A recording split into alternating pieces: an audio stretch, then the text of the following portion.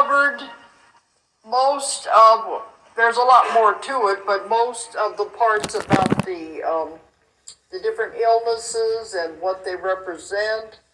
When you have somebody that has a different disease or illness in a part of their body. I think we covered a lot of that this morning, so you'll be able to make that connection. But there are some more things that I wanted to bring up, and I think when you get into questions, you may have more also. One thing that I've noticed, if you're going into a past life, is you may see, I'm trying to see how to word this, the effect of people taking vows. I want to explain about vows. Now, do you know what I mean by vow? V-O-W. You take marriage vows, you take different kinds of vows. And a lot of times, if the person is in a past life where they were a monk or a priest living in a monastery or in a church or a nun in a convent, they took vows when they entered those orders. And another one that takes vows are secret mystery schools. And so you understand what I mean by vow. In those lifetimes, they take those vows very seriously because it's a part of their life. And a lot of times those vows will carry over into this lifetime because when they died in that lifetime, they didn't renege the vow. It was very powerful and very meaningful to them. So it affects their life in this lifetime. They don't even realize it. But you don't need it in this lifetime. And I found 3 vows that will carry over. And you may find these if you take somebody back to that kind of a lifetime, where they are living in a monastery or a convent or a secret mystery school. The one vow is the vow of celibacy. If you know what celibacy is, no sex.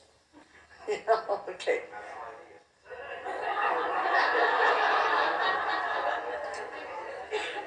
Well, in those lives, it's very necessary and it's very important.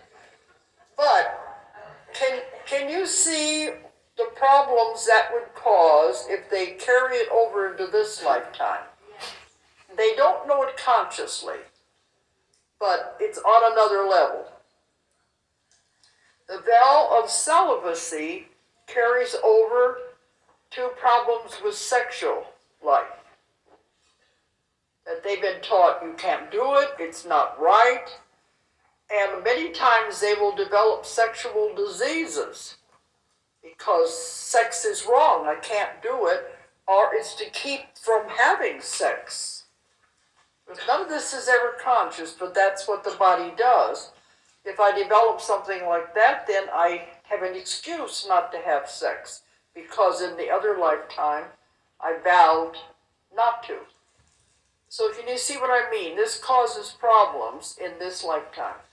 Not everyone that comes to see me with a sexual problem had a life like that, but don't be surprised if it'll go back to something like that.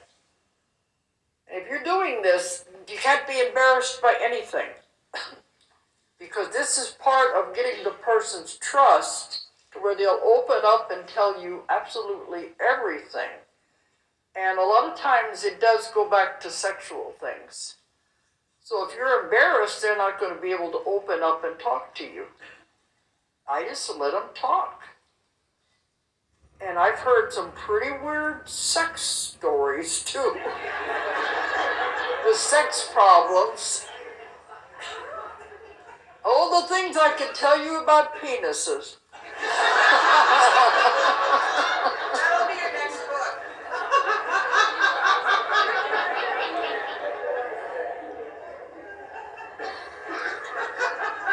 But you gotta sit there, yeah, okay.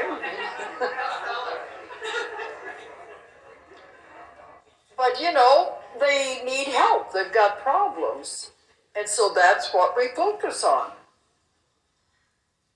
I had a man, I think it was one of the last cases I had before coming here. He wanted to grow another testicle because he had an undescended testicle. And I think they said the doctor, some way, he only had the one. And I said, what difference does it make, you know? Oh, he said he just feels embarrassed, but I don't know why. But anyway, that was what he wanted. So, so you're going to hear it all anyway. I've had them with the breast too. She's talking about that. And they've done some very strange things working on these different parts of the body. So, but anyway, whatever their problem is, you deal with that problem. But a lot of times they aren't going to tell you what it is when they first come in because they're embarrassed and they want to feel you out. Can they trust you? That's why I spend so much time with the person. Let them talk. Let them, you get to trust me. You got to get that rapport. Then they know they can talk to you about what the problem is. Sometimes it is HIV or AIDS, or I've had prostitutes come in. But they have to know you're not going to judge them. You're not going just to say anything. You're there to help them. And I was telling somebody out there, one of the demos that we are showing on the online cases class is a young man that we did in Palm Springs for a class who was healed of AIDS, HIV. And it was a powerful session. And yet the doctors say there's no cure. Well, there is. And this was part of those classes we were doing in 2011. And we just heard from him during the level 2 class, as I told him in detail about that case. And he emailed us while we were doing that. And he's completely cured. The doctors aren't even testing the levels anymore of the T cells. So it's wonderful to see these things happen like that. But he was embarrassed to get up before the class and talk about what his problem was. So whatever their problem is, you've got to get that trust so that they will talk to you. And many people do have sexual problems, sexual diseases, and we have to work with that. So I think you'll learn as you go along. Like they said, they will never give you more than you can handle. But I don't know. She said, Julia will say this when she comes in. When you do this work, you don't do it from here. You got to do it from the heart. You got to care about the person. And I do. I want to help everyone that comes in, and I think they feel that. But you can't do it logically, analytically. You've got to do it from the heart. And then you'll have the best results. Anyway, one of these vows is the vow of celibacy. Another vow that can carry forward is the vow of poverty. What kind of problems does that cause? People having money problems. I'm not supposed to have money. So they have a lot of problems with money. Because they had a vow in another life, you were not supposed to have money. So these things can carry over, and if you know that, then you can handle it this way. Another vow that comes from those kind of lives is the vow of obedience. You can see the problems that causes. People will stay in bad marriages long after it should be over because they made the vow that I will stay with them, love, honor, and obey. So once they realize that's not part of this contract now, that belonged to the other life, we can leave it there. So this is something I wanted to bring up. You may get these when you're doing sessions, and you'll know where it comes from. I hope you're going to start out with easy ones, but then who knows? I have no idea what you're going to get. Okay. Now I have to teach you about the keyword. And you have this on your script, what you're supposed to say. Now the keyword is a very valuable tool. You don't use it in every case. I hardly ever use it anymore because I'm only going to see the person one time.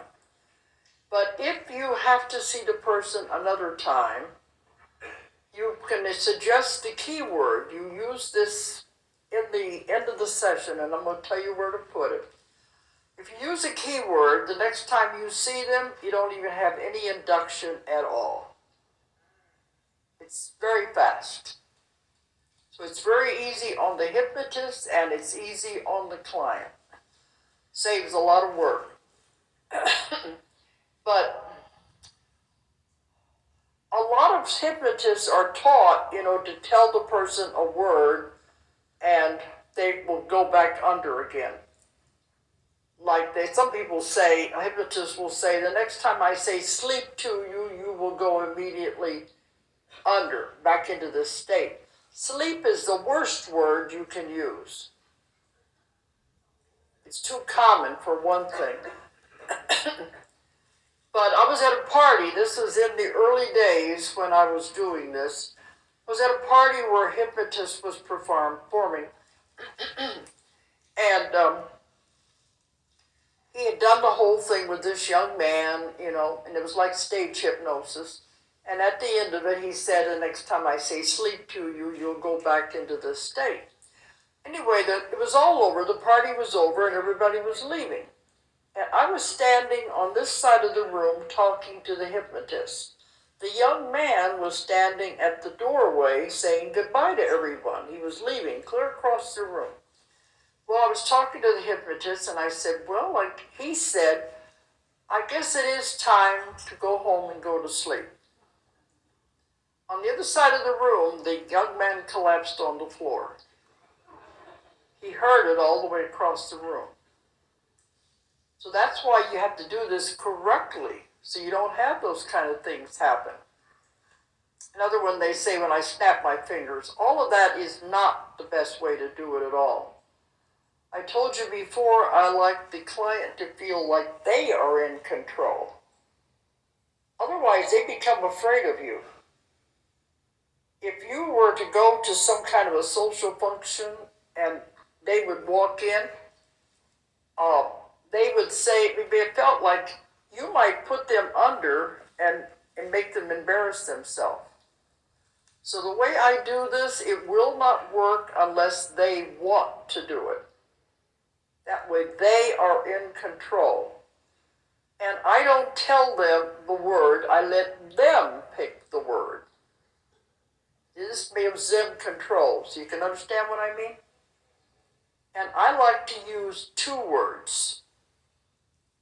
For years, I carried around a little notebook that had everybody's keyword in there. But that's when I was working on my books, and I would go back again and again, work with the same people over and over. In cases like that, it's easier to use a word, then you go right back into what you're working on. You don't have to do the induction. So it was very valuable back then. But when I say this, how we're going to do it, if the person can't come up with a word or two words, I have a word that I've always used. It's called blue rose. And I picked that a long time ago because I didn't think there were any blue roses. Now they do have them. They're genetically producing them. But back then there wasn't, and I figured it was a safe word to use. So when I'm doing this, I'll use that word. Okay, where you insert the keyword, and you only do this if you're going to work with them again. You don't do it every time. You just bring them out with a normal induction. But if for some reason you want to work with that person again, you condition them with a keyword. Even in level 2, they were saying, do I do this with every client? No, you don't have to. It's right before we're going to bring them out. I have the subconscious is gone, the other entities are gone, I've got them back in the body, I brought them back to this date. I haven't counted them out yet. But when they're still in a very highly suggestible state, just before I'm going to count them out, I ask them, would you like to do this again? If they say yes, I'll say, all right. Then can you give me a word or two words that I might say to you to help you to enter this beautiful, peaceful state of relaxation? The words can be anything you choose. And then they give the words. And I say, all right, are those the words you want me to say? They say, yes. Then I say, then with your permission, and only with your permission, each and every time I say the words blue rose to you, you will go immediately into this beautiful, peaceful state of relaxation, even deeper than you are now, and we will journey together to find the answers to many things. But only if you are willing and want to go. Nothing will ever be done without your permission. You're always in control. I am only the guide to take you through these many different things. Then I repeat the word. This is the word you want me to say. And then you count them out and bring them out of trance.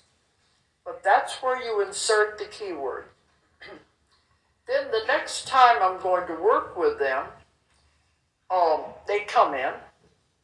I have them lie down. I always ask them, the only thing I like to do is put the pyramid around them again. But then I ask them, are you willing and you want to go? They say yes. Then with your permission, and only with your permission, I will use the words you gave me to say to help you to enter a beautiful, peaceful state of relaxation. The words are blue rose, blue rose, blue rose. And runs the class says, stop that. Okay. But the words are like magic. Each and every time I say the words blue rose to you, you will go immediately into this beautiful, peaceful state of relaxation. And while I'm saying this, I'm watching the body signs. And you can tell they're dropping. And I just say it a few times, and I can see they're there. You'll begin where you'll know they're there. Well, then, there's no more induction at all. You do whatever you want to do. If you want to go to another past life, you just go immediately to a past life. If you want to go to the subconscious, you can go immediately to the subconscious. When I was doing my books, the Nostradamus and the Jesus books, I would say the word, and then I would say, like with the Jesus books, now we're going backwards in time, returning to the time that Sadi lived in Qumran. And we're there now. And we would go immediately to that time period. It's much faster. And then I continued the story I've been working on. With Nostradamus, I said, we're now going through the magic mirror to contact Nostradamus in his room. So it's just so very fast. But that's the only time I ever had to use the keyword, because I was using the same people over and over again. Some of you may want to work with this new person for whatever reason. But the keyword is very fast and it's easy and it saves you a lot of work. Now the keyword is powerful and it lasts for an extreme amount of time. I don't know if it would ever go away unless I took it away, and I don't see any reason to take it away because it'll only work if I say it to the person. Some of them asked me later, What happens if I hear it on the radio, if I hear it on the phone or something, it won't work. Because I said, only if I say to you, and only if they're willing to go. So it won't work any other way. But I had a young man that I worked with a lot in several of my books, and I hadn't seen him in about 2 years. He came back and he said, I'd like to have another session. I'd like to continue working. And I said, well, I don't know if your keyword's going to work or not because it's been 2 years, but we'll see. So we started in, I said the word, and it was just like it was yesterday. It worked immediately. So it lasts as long as you want it to last. So it's a very powerful thing to use. And I want to give you an example of what happened to show how that it doesn't matter what the word is. I had a young man come to see me. I have no idea why he was there after he got there. He was determined to make a fool out of me. Because he kept saying, you can't hypnotize me, nobody can. All these people have tried and nobody can do it. And I don't think you can do it either. Very cocky, and there was a lot of ego there. And I'm thinking, what are you doing here for then? What'd you come for? If you're not going to cooperate and you're not here for a reason. He said, well, he had some things he would like to find out, but you're not going to be able to do it because nobody can. And so I have to try anyway because they came. But nobody can be put under if they don't want to. But the way I do it, if I keep at it, and keep at them, I can wear their resistance down because I know how to do it. It'll take you a long time to learn. We give hints on how to do it in level 2, and I've got a bag of tricks I give them. I can't tell you everything in one class, it'll overwhelm you. You've got to start out with the basics and then go from there. But I've found ways to get around resistance. But if you have a lot of patience and keep up and keep up and keep up with it, they can't fight you anymore. And the bottom falls out and they're there. But a lot of people don't have the patience to keep on and keep on. Because the longer you have them under, they are getting deeper than they think they are. They're dropping more than they think they are. But most hypnotists just give up after just half hour. I've gone as long as an hour keeping at it until finally they're there. So it's not for the average person, and you don't like to have that kind of resistance. You don't like to work that hard. I don't blame anybody. I don't like it when I'm going to have an extreme left-brain person like that I got to work with. But this young man was determined he was going to fight, and it became a battle of wills. So I kept putting him down, and I would get him started down, and all of a sudden he'd jerk and say, it's not working, see, I told you, I'm stronger than you are. So I think, okay. I felt like hitting him on the head. So I started to do it again. I've got a lot of different methods. I did it again. I'm going down. You can't do it. You can't do it. So anyway, after over an hour of this, I'm thinking, I'm not going to win this. So I knew from when we had done the interview, he was going to be around for another day. So I was thinking, I'm going to condition him with a keyword. So he didn't think he was out, but he's deeper than he thinks he is. So I knew I was going to have to stop it because I wasn't going to win it. It was a battle of wills. Anyway, then I said, would you like to do this again? Yeah, it won't work, but I'm game for it. I'll try it again. So, all right. You give me a word or 2 words I may say to you, and I was doing all of that. And he said, yeah, fungus among us. Fungus among us. And when I do this in other countries, they don't know what that is. It's a nonsense word that doesn't mean anything. It's a silly word. He was still trying to make a fool out of me. Fungus among us. Are those the words you want me to say to you to enter this peaceful state? Yeah, fungus among us. All right, then each and every time I say the word fungus among us to you, etc., etc. Because I'm thinking, buddy, the joke's on you.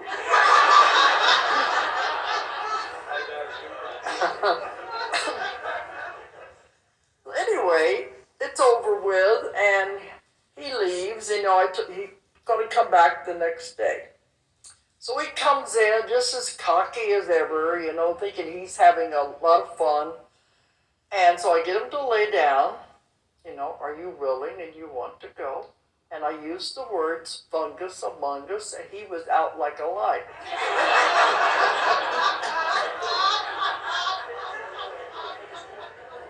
So then we could do some work to at least answer the things he wanted to find out. But then, afterwards he says, nothing happened and all that, But he had the tape recording, he couldn't deny it. So the key word is powerful, and it will work. If you need it. You don't always need it. But if you do, you can use it. That's why you don't need it for every single client. Just these ones if you want to keep practicing with the same person or something.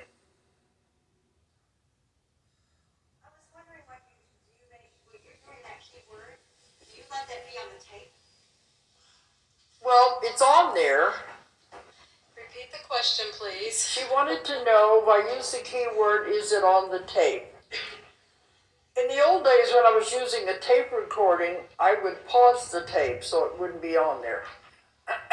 But now with the digital, it is on there. And so I just tell them afterwards the word is there. Maybe they can stop it before it gets to that. But I did tell you, I think, that I don't like them to listen to the induction. I think I told you that, because that'll put them under again. But it is on there. They will hear it, but That'll just nothing I can do reinforce about it. it with the digital. It'll reinforce it. And maybe it would reinforce it that way. Okay, How about if you come up? We're going to start doing questions. So if you have we're gonna questions, go start ahead and the come over here. questions. But now you can see, this is a valuable tool that you can use if you need to. So it makes a short induction even faster.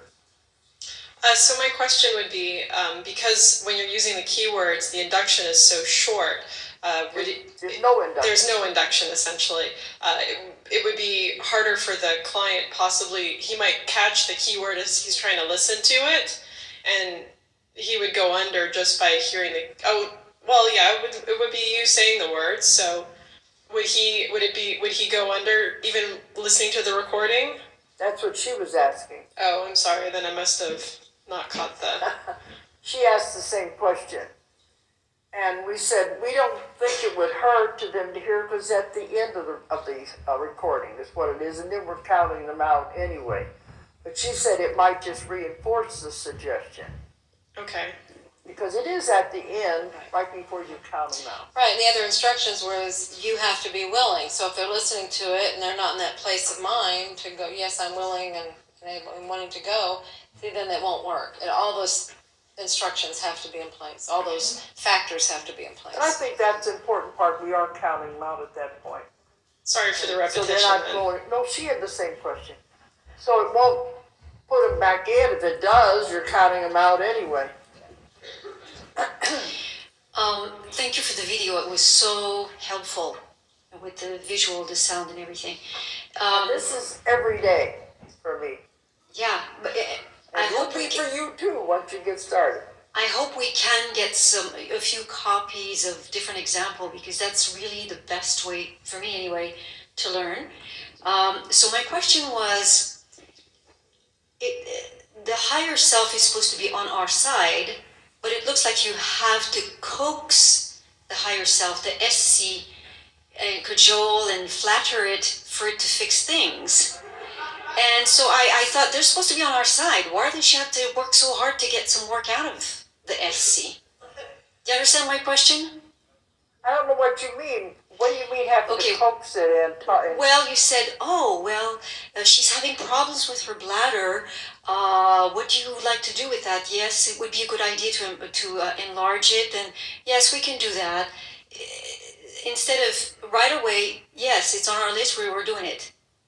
because I have to ask them to do it. Yeah, but it seems like you had to coax. You It's had not to, coaxing, it's just asking them. but you had to repeat it a few times. Yeah, the repetition is what helps. But see, it could have done it at any time if she had asked. She didn't ask. They can't do anything unless you ask. Okay. Otherwise, they're going against your free will. So then you ask for her, basically. Yeah, Okay. because otherwise, if they don't know. Maybe you want to have problems with your bladder. That's your free will to do it. If you want to make yourself sick, okay, they can be sick. They can't step in and do anything for you unless you ask. But it did seem like you had to ask for the same thing, like even with the knee and the cartilage, a few times instead of just once. Repetition is good. Okay. Okay. It's not coaxing, it's just saying, she needs help. Can we help her? Okay. See, certainly. But they're always saying, if you don't ask, you're not going to get your answers. Okay. But they don't just step in and fix you unless they know you want to be fixed. And the SC was not there when she shows you the list, so that's no, why. She was just talking. Right. So this way, it means that they technically have not heard anything until you actually ask. Right. They said they were talking to her all the time. Right. She knows, but she doesn't listen. Mm-hmm. All she would have had to do on her own, if she wanted to meditate and ask for help, they would have been more than happy to do it. Remember the drawing. She didn't know how to do it. You don't have to, they're right there all the time. It's not like you have to go get them from anywhere. They're always there. But when we were doing the interview and her list of questions, then I'm finding out what she's looking for. But the SC already knows, but it can't step in unless they ask you. Okay. I talked about the case of the diabetes. We have to check first and see if she wants to be healed before they can do it. But then you just ask and they come in and do it. It's not coaxing them, it's just saying, can we help her? And they took over and did it. And in the body scan, they go through the whole body and they just do it. Okay. They're more than willing to work with you.